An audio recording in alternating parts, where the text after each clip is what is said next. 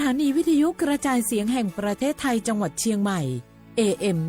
1476 กิโลเฮิรตซ์สถานีวิทยุภาคภาษาชาติพันธุ์แห่งเดียวในประเทศไทยที่มีความทันสมัยเชื่อถือได้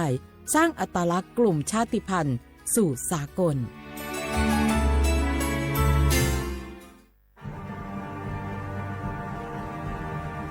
ชาติศาสนาและพระมหากษัตริย์สถาบันหลักของชาติที่อยู่กับสังคมไทยมาช้านาน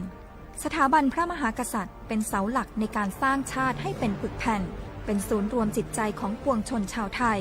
เป็นบ่อกเกิดของความรักความสามัคคีของคนในชาติเพื่อเป็นรากฐานให้ประเทศชาติมีความมั่นคงสืบมาจนถึงปัจจุบันรวมสร้างความภาคภูมิใจในความเสียสละของบรรพบุรุษไทยในการปกป้องพื้นแผ่นดินไทยโดยสำนักประชาสัมพันธ์เขต 3 กรมประชาสัมพันธ์ช่วงที่พายุเข้าเนี่ยเจอทั้งฝนฟ้าคะนองลมแรงฟ้าผ่าบางทีก็มีลูกเห็บด้วยมันน่ากลัวและอันตรายมากเลยนะถ้าไม่อยากเสี่ยงโดนฟ้าผ่าก็ระวังอย่าไปอยู่บริเวณดาดฟ้าระเบียงหรือว่าที่โล่งแจ้งเช่นสระน้ำสนามกอล์ฟทุ่งนาแม้กระทั่งการใส่เครื่องประดับหรืออะไรที่เป็นสื่อนำไฟฟ้าเช่นเงินทองนาคทองแดงแต่ถ้าเป็นเครื่องใช้ไฟฟ้าก็ให้ถอดปลั๊กออกโทรศัพท์มือถือก็ต้องปิดไว้เพราะแบตเตอรี่มีส่วนผสมของโลหะก็เสี่ยงเหมือนกันระวังอย่าไปอยู่ใกล้ต้นไม้ป้ายโฆษณาหรือเสาไฟฟ้าเดี๋ยวจะโดนล้มทับเอาหรือถ้าอยู่ในบ้านต้องปิดประตูหน้าต่างให้มิดชิดป้องกันแรงลมพัดสิ่งของเข้ามาในบ้านอันตรายเสียหายหนักเข้าไปอีกรู้รับปรับตัวฟื้นเร็วทั่วอย่างยั่งยืนปรารถนาดีจากสำนักประชาสัมพันธ์เขต 3 กรมประชาสัมพันธ์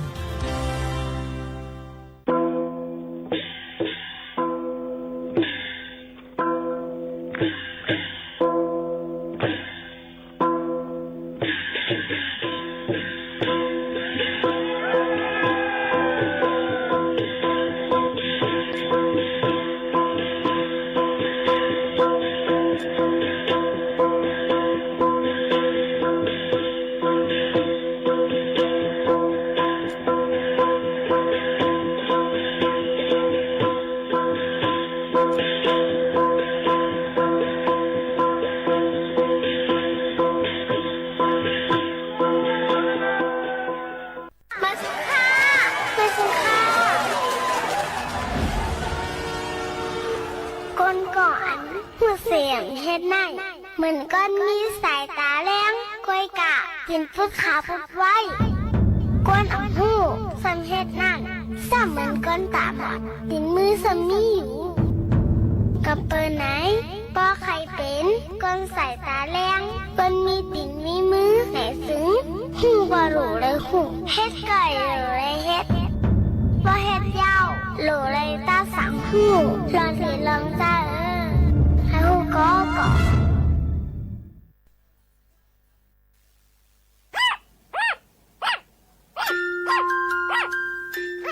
แม่มาตัวนั่นลีหักหนาเนาะใช่แล้วลูกมาตัวนั่นลีหักหนาป้าคบข้าวอ่อมเป็นสังไคโยเมมามันลีฮักก็จังเป็นมาอันมีเสื้อมาหย่องอยู่ป้ออ่ำไรกว่าซ้ำยายาเฮกังสังว่าลูกย่าคบลูกจังไรย่าก้องมาหย่องมานำนะลูกโหลีโกเตค่ะใจเย้าลูกลีโกนาตั้งเป็นมาหยองมาในนะโดสัตอันเล่งโน้มตั้งหมดก็จังเป็นเหมือนหนังโวเป้เจมเจอในสังยาคบไหนเดเลยกว่าซ้ำยาวักซินเฮอคือดันย่อนนั่นแหละสมเด็จพระเจ้าลูกเธอเจ้าฟ้าจุฬาภรณ์วลัยลักษณ์อัครราชกุมารีจังไรก่อตั้งโครงการสัตว์ปลอดโรคคนปลอดภัยจากพิษสุนัขบ้าอำนั้นภายใต้เฮาว่าสัตว์หลอดเพเข็นก้นไหลกัดเย็นห่างไกยันตั้งเป็นมาหยองมาหนังหื้อตั้งเป็นมาหยองมาเต็มหมดหายกว่านั่นก็ว่าตั้งเป็นมาหยองมาในห้าวแห้งไว้ตี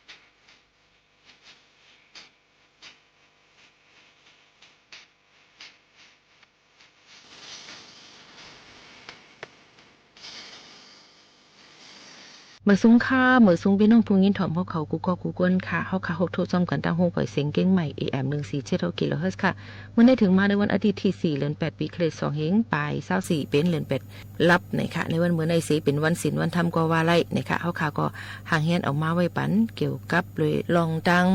ธรรมตราฝากตอนยินจูถึงพ่อแม่พี่น้องเมื่อในเฮาค่ะก็ห่างเฮียนไว้ปันธรรมตราฝากตอนยินจูถึงพ่อแม่พี่น้องๆเฮาค่ะอย่าลืมค่ะนะเฮาค่ะก็ถูกลีเลยออนกันคัดเจอเสียงสีหลู่ลอมด้วยถึงป้ายอยู่ลีกันยก็เจอเย็นให้เป็นอยู่ให้ไรค่ะหนังหือเฮาค่ะบ่ได้อยู่เศร้าทางกว่าดังมึงโครงกลางลงในให้ง่ายลมเจอในฝากตอนจูถึงพี่น้องเขาซึ่งหนังไหนค่ะอ๋ออยู่จ้มเขาหมู่เขาน้นกว่าค่ะเนาะต่อว่าถึง11โมงกูวันค่ะย้อนเปิ้นอะไรมื้อใดก็ตึกเป็นวันหรือการแทงวันหนึ่งอยู่ค่ะนะพี่น้องเขาก็อย่าลืมค่ะดื้อหรือใจกันตอนดำมื้อพุกมาที่ได้ห่างเฮียนฮิตการกันอย่างเต็มทนนั่นค่ะนะเนาะพี่น้องเขากว่าอะไรไปเลยก็ให้ลดพี่กันกูก็กูกุ้นย้ำพ้องแต่เลยเป็นข้าวฝนค่ะพี่น้องเขาก็รู้เลยรู้รวมด้วยถึงป้ายอยู่ดีกันหนังหือบ่ได้อำเป็นตั้งเป็นโรคกาอันลูกดียุ่งมาตั้งเป็นโควิด19เจ็มเจ้าไหนค่ะเนาะย้อนเปิ้นนั้นไกลเพก็รู้เลยแวเพกันยาวค่ะ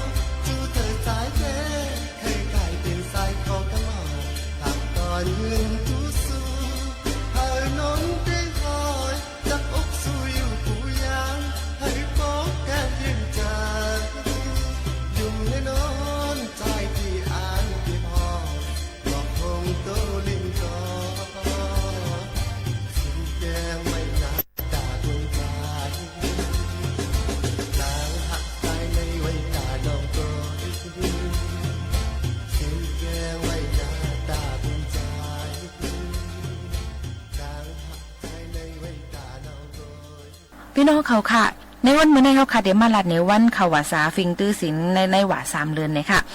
เจอเป็นตะกะสะทาเขาตื้อศีลเฮ็ดการเผามันนั่นก้อยนั่นขนาดเนาะไว้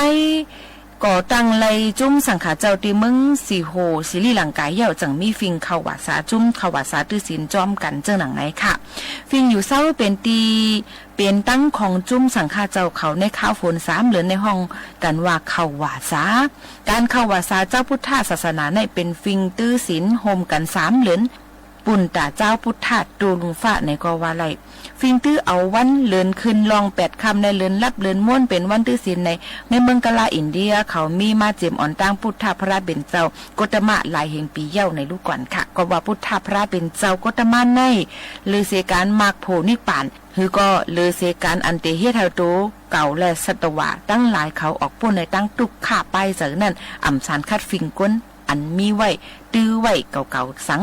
มีกาจี้แนว่าฟิงอันในอ่ำเมียนตั้งทำอ่ำปันพ่อนลีสังฟิงอันในเมียนตั้งทำปันพ่อนลีในก้อยอ่ำเอารองอยู่ดีก้นถ่อมยินเขาจึงไหนค่ะในว่าซา3เลือน1เลือนมีวันศีล4วัน4ปอกตั้ง3เลือนมีวันตื้อศีล12วัน12ปอกวันตื้อศีลอันเจ้าพุทธาเฮา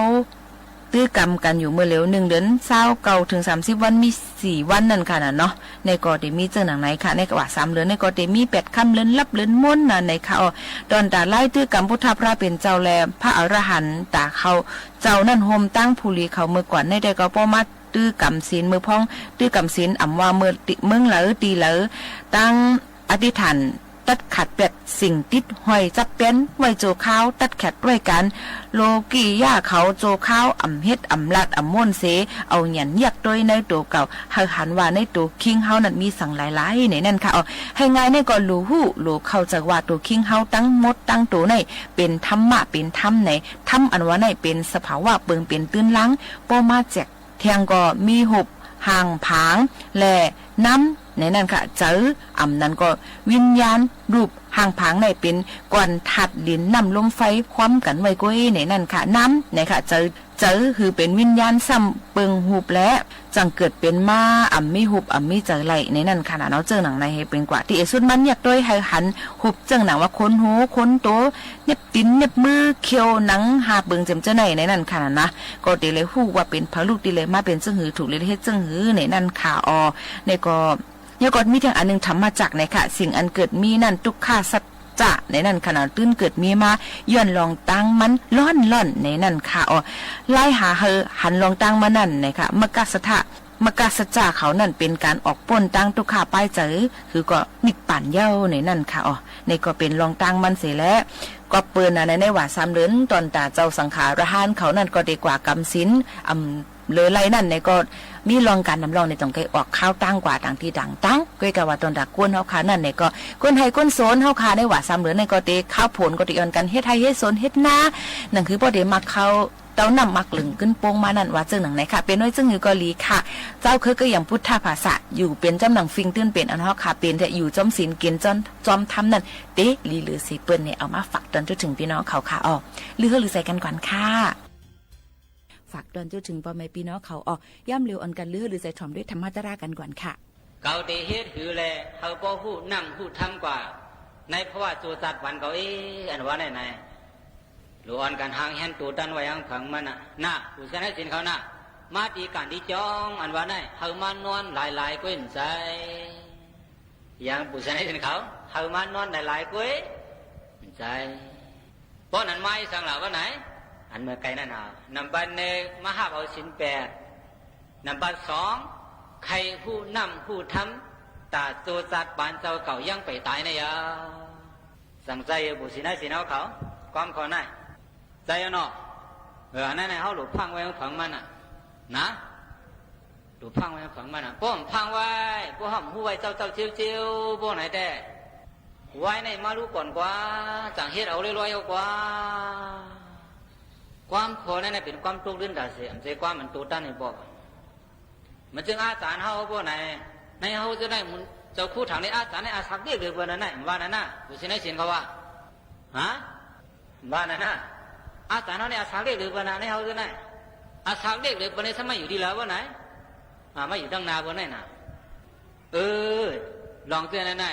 เจ้าคู่ใครว่าสังว่าไหนใครว่าเกี่ยวเลยลองธรรมะตราไหนเขาหลุดตัวตันไว้จิมือเรียกมือน้อยไหนหลุดตัวตันไว้ตาเสียนั่นนะก็สังเลยว่าคนไหนล่ะว่าไหนคุณผีตายเลยตั้งเขาไหนจังเขาเลยลาดกันไว้วันเหลือดีมาห้องกันวันไหนผู้ชนะสีน้าเขากำลัดไว้ก้องเหรอเท่ามาสั่งห้องสูกว่าอันวันไหนพอดีมันใจนี่เขาจะไหนวันไหนทำมันใจก็สังว่าเขาหลุดตัวตันไว้กะการจะไหนเขาก็มรอดให้ก็เจ้าคู่ก็มรอดอาจารย์ก็มรอดเขาก็มรอดให้ก็การอันอ่ำรอดไรนั่นเขาได้ตัวตันไว้อันตังมันว่าเอเสวังเกสังอาตาปังก็สิญญมรณันสุเวนาหิโนสังกรันเตนะมหาเสเนนะมัจจุนาใน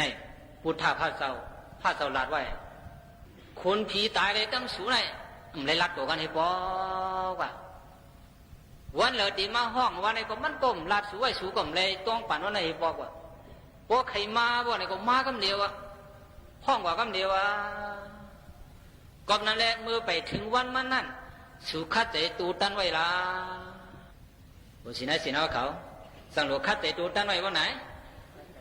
หลวงตูตันไว้นะหลวงตูตันไว้ก็บ่นั่นแหละนายนั่งเฮติไรตันคึดใจตูตันนี่ดีนายในว่าสาบีนายก็เนาะนั่งเฮบุษนัยสินะเขาเดี๋ยวมีลองพูดจักธรรมะตราสิแหละหันใจในพ่อเจ้าเก่ากันนะนายเขาเจ้าครูเด็กข้าใจสิแหละพ่อกันที่ไหนนะอันเดียวเนี่ยปุสินะสินะเขาที่ไหนได้ที่มีหมุนจ้างเขา2-3 ป้ากะที่ไหนนะว่าสิได้เจ้าครูห่อว่าเนี่ยแทงสินมากกว่าป้างแทงต่างป้าห่อแทงนี่นั่นน่ะเนาะและเกี่ยวเลยลองที่ห่อที่ทอมกว่าเตือนในเสว่าไหนวันเมื่อไหนได้ก็บอกว่าเป็นวันขวาสาวันอ่อนดังสุดว่าไหนนางเฮปูสินะสินะเขาที่ไรคู่ลองเขาว่าสาอีกหนึ่งนั่นนายเขาเจ้าคู่ใครละในร้องเขาว่าสาอีกหนึ่งเขาว่าสาอันว่าไหนเพราะเอาหมุนคำพระเป็นเจ้าพุทธพระเจ้าลาดไว้ได้ตาสั่งฆ่าเขาเจ้ากุยตาก้นเฮิรนปะปูสินะสินะเขาว่าสาในตาเผยไว้ว่าไหนตาสั่งฆ่าเขาเจ้ากุยตาก้นเฮิรนป้าว่าไหนป้าน่ะใจห้ามป้าก็สองเลยป้าล่ะว่าไหนเมื่อพวกสังฆาเขาเจ้าที่มาจุดตุ้มกันที่ไหนเสียไหนที่ไรว่าความขอละว่าไหนอิมัสเมวิหาเรอิมังเดมาสังวัสัมอุเปมีที่ในการจ้องหลังไหนเกาคาได้อยู่เศร้าพองยามในว่า3 เดือนยาวความป่าดีในมีดีป่องความไตเขาสักไหนสังเสว่าปูชินายสินเขานั่นก็ก้นเฮิรนก็มีว่าสาวาว่าไหนปูชินายสินเขาจังนี้ฮัดว่ากันละความเมื่อไงนั่นอิมัสเมงวิหาเรอิมังเดมาสังวัสังอุเปมิที่ในการจ้องหลังไหนเขาคาได้อยู่เศร้าพองยามในว่า3 เดือนนะยาจังนี้ฮัดว่าว่าเผื่อฮัดว่าก็ว่าแล้วดูทาหูร้อนไหมน่ะผู้ฮัดว่าก็ผู้สินะสินะเขาจังนี้ฮัดชาวเวอร์ว่าไหนจังว่าเขาว่าชาว่าในตาเผอว่าไหนตาสังฆาเขาเจ้าก้อยกบสังแลพระเปลี่ยนเจ้าสังไว้ตาสังฆาเขาเจ้าก้อยล่ะอันไหนมันหลีเข้าใจไว้นั่นก็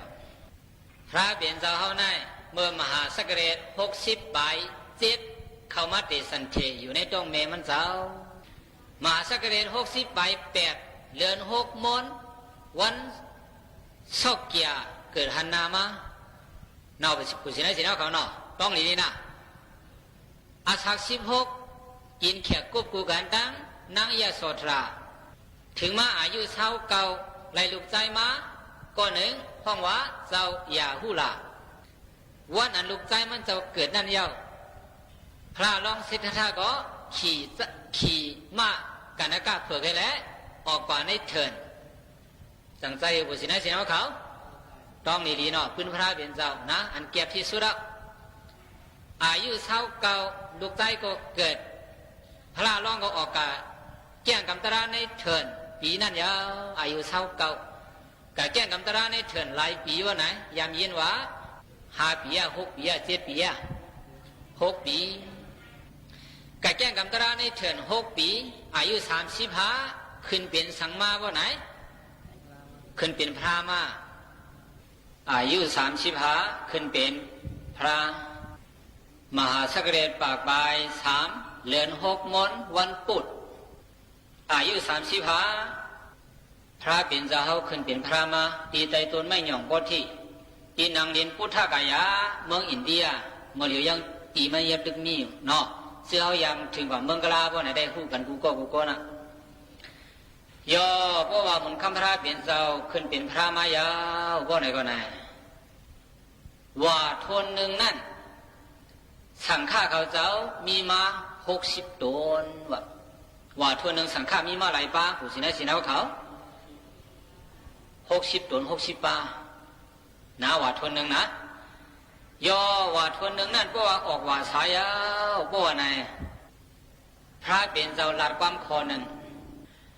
มือว่าทวนหนึ่งนั่นกะเพราะว่าออกว่าสายาวเพราะไหนมุนคำพระเป็นเจ้าว่าดีสังฆาเขาเจ้า60 ป้านั่นน่ะสังฆาเขาเจ้า60 ตน60 ป้าว่าพองยำในว่า3 เดือนอันเก่าพระโหเนตราสุสนานสู่ขึ้นกับโหบรรดากาศทธากูดีกูตั้งละตั้งหนึ่งเซนไออย่าปีกว่า2 ป้าว่ะกว่าป้าเหลียวไว้ว่ะบุษินะเซนเขามีตั้งผู้จอมความพระเป็นเจ้าคอไนนะตั้งหนึ่งเซนไออย่าปีกว่า2 ป้ากว่าหลายป้าไว้ว่าไหนกว่าป้าเหลียวไว้โป๊กว่า2 ป้าสับเป็นสังลาว่าไหนโป๊ป้า1 โหดราว่าไหนป้า1แต่ละอย่างว่าไหนแต่ละอยู่หลายๆก็ว่ะความนั้นได้อย่าปีกว่า2 ป้ากว่าป้าเหลียวไว้เหตุการณ์ติมเหตุการณ์ถึงดีว่ะตั้งหนึ่งเซนไอกว่า1 ป้าไว้ว่ะย่อเพราะว่าซึ่งนั้นยาวเพราะไหนก็ไหนสังฆาเขาจะ60 ป้ากว่าเปียดน้ำเมื่อกับนั้นนาตั้งออกเสียงจานวันออกนาตั้งจานเสียงจานวันตกนาตั้งตกเสียงของวันตกนาตั้งห้องเสียงของวันออกนาไตนาเนื้อในสังฆาเขาจะ60 ตน60 ป้าเสียบเพตั้งนั่นสิแหละกว่ากู้ภัยกว่ากู้ตั้งกะหาโหดราพระเป็นเจ้าเนี่ยนามารูปังอันใดสังนามารูปังทุกขังนามารูปังอนัตตาข้อใน3 ข้อนั่นสิแหละเขาจะกะศรัทธาเขากู้ปองใส่ตราเลยเขานี่ปั่นมาเนี่ยเขาจะกะคัดใส่โหดราซะไหนกว่าคัดใส่โหดราพวกไหนเนี่ยพระเป็นเจ้าเนี่ยตั้งเอา1 ว่าต่อถึง20 ว่าเนี่ยพระเป็นเจ้าเขาหวานว่าเนี่ยไปยามีเนาะผู้สินะสิเนาะเขาพระเป็นเจ้าตั้งเอา1 ว่าต่อ20 ว่าเนี่ยไปมีสังว่าไหนเขาว่าสาไปมีต้องไหมนะเขาว่าสานะยังว่าไหนไปมี20 ว่าก็อยู่20 ว่าซึ่งไหนกันเขาว่าสาไปมีบอกสังฆาเขาจะให้กว่าแล้วกว่าติ๊กๆอ่ะโบผู้ตรายว่าเนี่ยก็กว่าติ๊กๆอ่ะสังฆาเนี่ยกว่าวันไตกว่าเว้งหรือกว่าดังในดังนากว่าไอ้สังลากว่าหาโหดรากว่าหาโหดทำเตียนน้ำเตียนทำอันไหนอ่ะเหตุการณ์ในติ๊กๆอ่ะมีการสังเสียมั้ยสังฆาเขาเจ้าน่ะโยบ่ว่าถึงมาว่าเช้า1 ระยะบ่ไหนก็ไหนพระเป็นจะเป็นมามืออายุ30 บ่ว่าเช้าว่าบ่ไหน40 50บ่ว่าพระเป็นจะอะไรมาอายุ50 ยาบ่ไหนก็ไหนสังฆาในอ่านหูเสียนว่ามีมากันนะ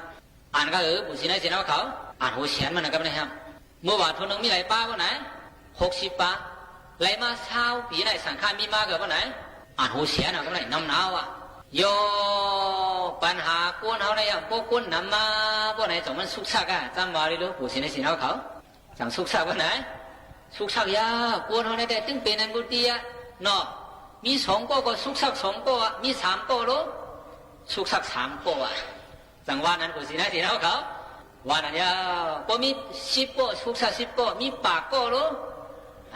สุกซัก1 ปากนั่นนะผู้สินะสินะเขาสังเป็นสักไหนนะว่าไหนอยู่ที่เฮิรนแค้นหัวเนาะแค้นหูดีนาเฮิรนเนาะฮัลโหลปัญหากูลองสุกซักกูลองได้ป้อใครหูว่าไหนก็อยู่ได้รู้เหม็นกำนำแดงหูจี้ดีนะสุกซักเมืองโกนอันว่าไหนแต่สังฆาเขาเจ้าป้อไหนก็ไหนเมื่อมี1 ปาก2 ปากได้ป้าเราก็ถ่อมกันเนาะว่าไงถ่อมกว้างมาเด้อย่อเพื่ออ่านหูเสียนมันมาป้อไหนเป็นถึงมาว่าไหนย่อก็ไม่เหลือเนาะนะก็ไหนพระเป็นเจ้าก็ด้วยในกูเป้าลูกเฮ็ดนั้นมาน่ะกำไหน เปลี่ยนเสื้อหือมาบ่ไหนโป้หัวเจ้าไหนไหนกูน่าเฮ็ดการทางผู้สิไหนสินเอาเขาวันนองหน้าฝั่งไหนเปิ้นเฮ็ดนาเปิ้นได้ทราบผูกหน้าน่ะซ้อมหน้าน่ะเขาไหนสังฆาเขาเจ้าอ่านหูเขียนมาเนี่ยกว่าดีแล้วว่าไหนกว่าวันไตกว่าเมืองเหนือได้กว่ากูไผ่กูต้าก็ไหนพอเปลี่ยนในมาสร้างมาเป็นสังว่าไหนต้นเขาอันเป็นผูกไว้ในน้ำใหม่ๆเท่านั้นน่ะเขาเจ้าไปสังว่าไหนไปเหยียบหญ้าน่ะกว่ากลางวันนี้หันตาพวกกว่ากลางค่ำมันจะหันตาว่าไหนหันตาเหยียบหญ้ากันเท่านั้นน่ะพอเหยียบหญ้าว่าไหนก็ไหนเจ้าน้ำหันใส่เจ้าน้ำกี่น้ำมากับไหนอาโลอย่าหันหัวล้อมซะนะเฮ้ว่ามีศีลมีธรรมเฮ้ข้าวยำฝนตกในว่า3 เดือนอันว่าได้อย่าไปว่าก้นละในว่าตัวนกอ่อนเขาไหนยังตื้อเฮ็ดห่างเสียแล้วพองยำฝนตกในเขายังกว่าเลยกันบุษีนะสินะเขาพองยำในว่าในนกเฮ็ดสังว่าไหนพอฝนตกมาพอไหนนกในเฮ็ดห่างในอยู่ในห่างในว่าพองในว่าในขมกว่าแล้วว่าพอเอาในปันกูบอกว่าอาลูตัวนกมีตังหูไหนเป็นดังเฮ็ดห่างเสียแล้วโซ่พอยโซ่ผลว่าอย่าหันหัวล้อมซะนะให้ว่ามีศีลมีธรรมเป็นเจ้าศีลเจ้าเมียดยังตัวยี่สังว่าไหนกว่าวันไตกว่าวันเหนือในสังคมป่วยหมออยู่เป็นเศร้าเป็นตีในอาลูความขอในเขามาที่หูพระเป็นเจ้าปกความขอในเขามาบ่ไหนก็ไหนพระเป็นเจ้าหรือว่าไหนจังว่าอะไรว่าความขอในออกมานั่นพองยำในว่า3 เดือนก็เป็นสังฆายาหันกูตนกูป้าตีไรอยู่ตีเหลียวก้อยอันนี้อ่ะขอในกันเขาหวานวะเนี่ย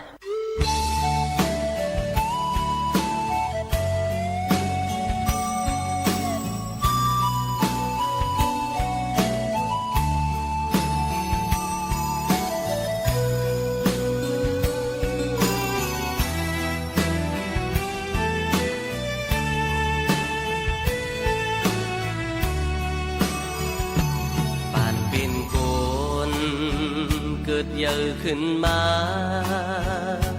ลองทำมาพ่อแม่เฮาเสียมสอนตาเตมี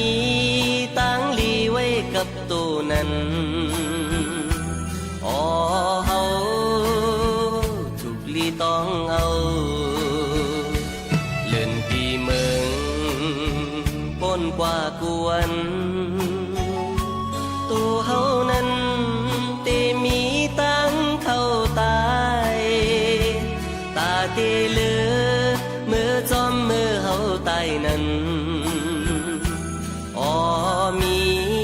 ตั้งลีกว่าจอมกุยเยาอ๋อลองตั้งลีเฮ็ดกว่าลูเมื่อเฮาเมาลองทำมาเจ้าพลาเฮาซ่อนไว้อย่าไปเฮ็ดลองตั้งอากูสู่ลีหูโตเพื่อมันไว้อยู่เยา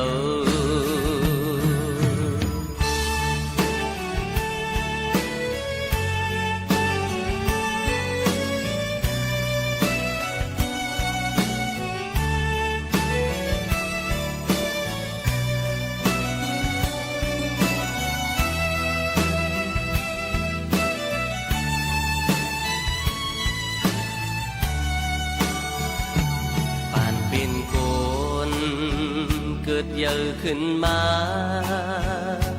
ลองทำมาพ่อแม่เฮาเสียมสอนตาเตมีตั้งลีไว้กับตัวนั้นอ๋อเฮาถูกลีต้องเอาเลื่อนปีเมืองป้นกว่ากวนตัวเฮานั้นเตมีตั้งเข้าตายตาเตเลือเมื่อจอมเมื่อเฮาตายนั้นอ๋อมีตั้งลีกว่าจอมกุยเยาอ๋อลองตั้งลีเฮ็ดกว่าลู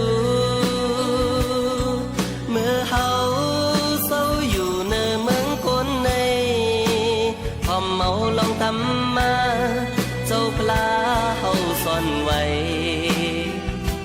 อย่าไปเฮ็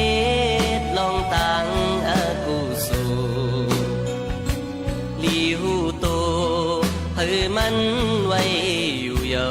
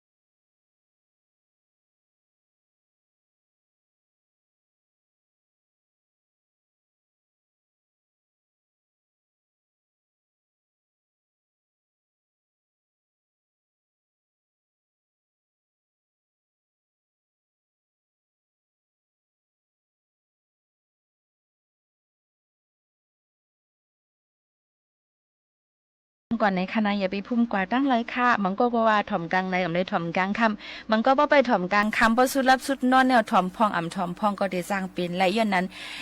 มาถ่อมจะมีหมู่ขาวนั่นกันก่อนนะคะก็มาติห้องบันความกล่อมเข้านอนเลยค่ะจ่องใครถ่อมค่ะหือนอนลับตาผีมอยน้ำอ้อยอ่อนเน็บค่าลูกม้าจ่องมากินแต่เร็วเนี่ยจ่องไปได้เอาน้ำอ้อยอ่อนเน็บค่าเฮ้ยได้กับหูค่ะนะปลัดเคยน้ำอ้อยอ่อนเน็บค่าในก้นซุปจางเขาจึงจะในค่ะนะเปิ้นส่งเกี่ยวกินกันในค่ะนะค่ะถ่อมด้วยลองปื้นหูตั้งหันกันอีกก่อนในค่ะศีล5ในค่ะในนั้นมันได้เป็นอปุ่มอ่อนในมีจึงหนังในก้อยในนั่นค่ะนะเนาะมือก่อนค่ะตำตีเมืองนึงนั่นไล่ทบเพอึบเพอยากอยู่ยาวก็กอบอึบอยากแลผู้ลักก้นจนก็เหลืองน้ำมาติ๊กค่ะเจ้าหอค่ำหลงเมืองนั่นก็ปงคอความแต่ตีเพียวมวย8ผู้ลักก้นจนอยู่วันหนึ่งก้นในหอยอบเอาก้นหลักเข้าสารกับ1เสแหละห้องเข้ามาตำตีผายหน้าเจ้าหอค่ำเยี่ยว เจ้าหอคำก็เฮาป้อเป็นตีแนนาเตอเปิ้นไหนนั่นลักข้าวสาร1 กำก็ย่าตามตายในเสแลปงคอความปงกว่าว่าเจิ้งหนังไหนค่ะผู้เปิ้ลคอกอันผู้ลักใส่ไว้ผู้เปิ้ลคอกเอาผู้ลักใส่ไว้ในคอกขึ้น1ป้อตาได้เอาตายมันนั่นถึงเมืองเลี้ยงมาจังเอาออกคอกมาเสียถามว่าอายผู้ลักถึงข้าวย่ามตาได้เอาตายเมื่อเย้ากำนึนสุดเมื่อไขลัดสังในเย้าแล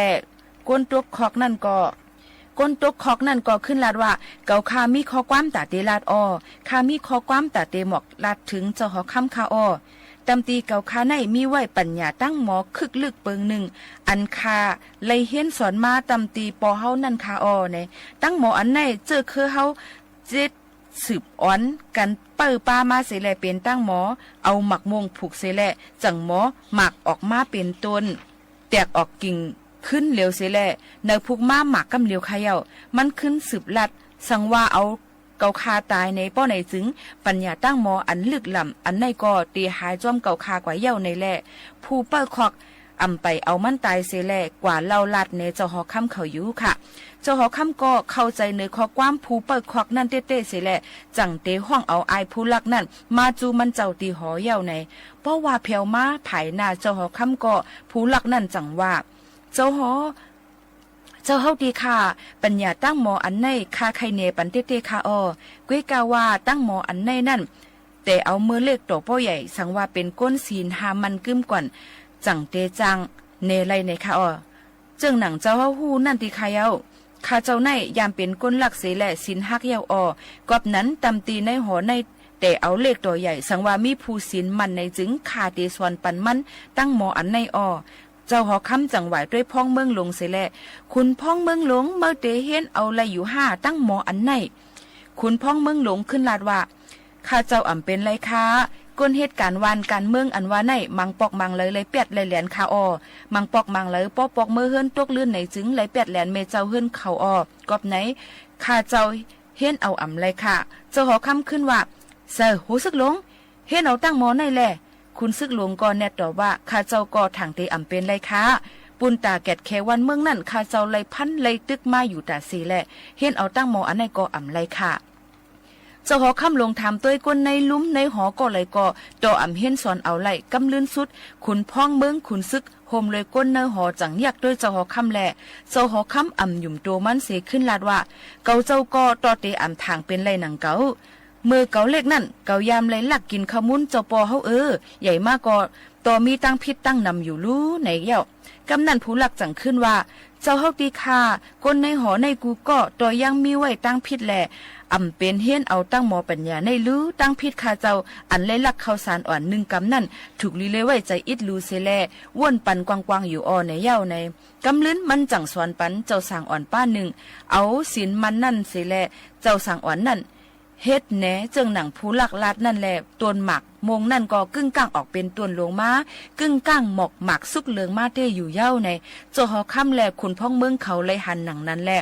จังปล่อยว่างขว้างปันตั้งพิษผู้หลักเสปันมันสู้หลับตั้งนำเย้าในอปุ่มอ่อนอันในเต้มีหนังในกุ้ยในนั่นค่ะย้อนนั้นแหละเคยพูดเจอเปิ้นเคยทำใจเฮาเนี่ยค่ะป้อเปิ้นอ่ำเกียกเฮาก็อำเกียกอันว่านั่นยุ่มย้ำว่าศีล5เซนนั่นเตกำเลยมันอยู่วนสอนด้วยขอในก้อยก่อนค่ะป้อเปิ้นอำเกียกเฮาก็อำเกียกป้อเฮาอำเกียกเปิ้นก็อำเกียกนั่นนะคะอำหยาบสังในค่ะเนาะจ้ามด้วยค่ะนะย้อนนั้นลองเอาปืนหูตั้งหันอันไหนเอามาโต้แต่แค่ในปันพี่น้องเขาให้มีลองตั้งวนสอนแล้วก็ให้มีลองตั้งเปี่ยมมนจำกันในตอนการภาษาความใต้เฮาเขาตี AM 1476 กิโลเฮิรตซ์จอมหมู่ขาวนนตีในค่ะลือเฮอลือใจกันเที่ยงก่อนค่ะ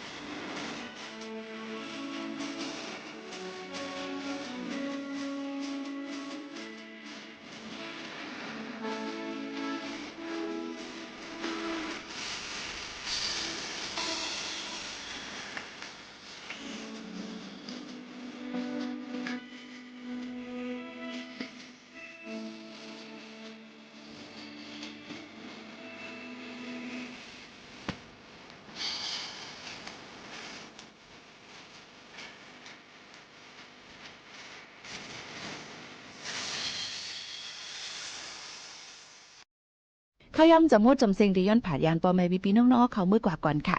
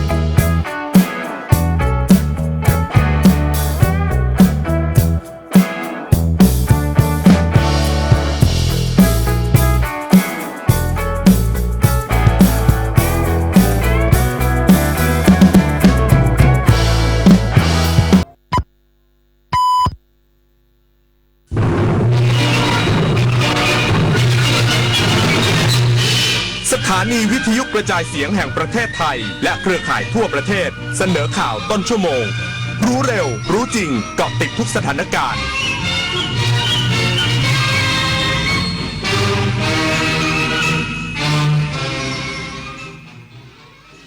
รับฟังข่าวต้นชั่วโมง 11 นาฬิกากับไอวรินทร์อนันทเมธค่ะ